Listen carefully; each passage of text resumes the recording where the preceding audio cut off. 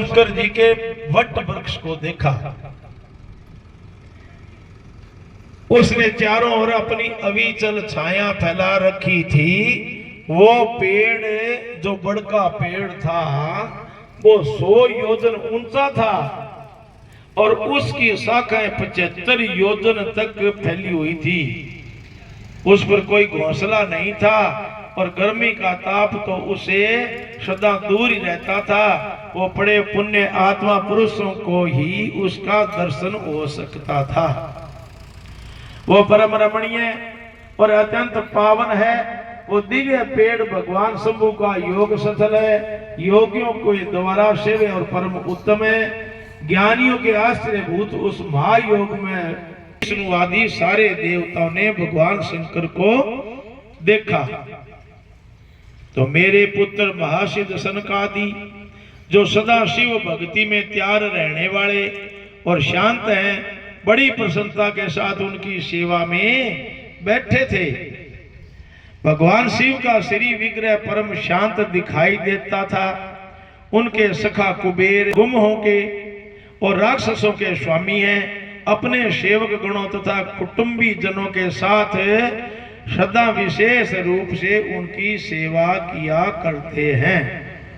तो वही परमेश्वर शिव उस समय तपस्वी जनों बैठे थे।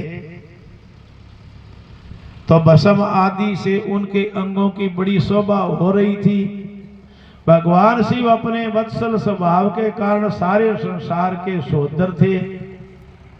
तो नारद उस दिन वो एक कुशासन पर बैठे थे और सब संतों के सुनते हुए तुम्हारे प्रश्न करने पर तुम्हें उत्तम ज्ञान का उपदेश दे रहे थे।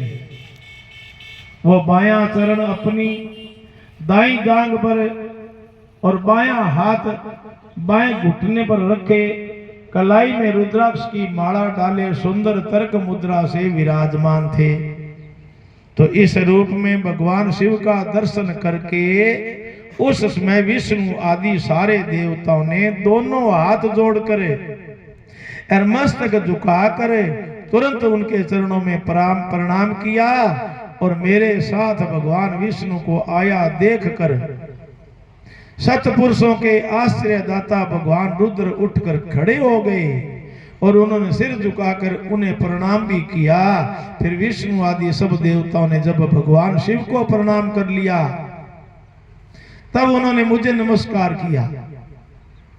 ठीक उसी तरह जैसे लोगों को उत्तम गति प्रदान करने वाले भगवान विष्णु प्रजापति कश्यप को प्रणाम करते हैं, तत्पश्चात देवताओं, सिद्धों, गणाधीशों और महर्षियों से नमस्कृत तथा स्वयं भी श्री विष्णु को और मुझको नमस्कार करने वाले भगवान शिव से श्री हरि ने आदर पूर्वक वार्ता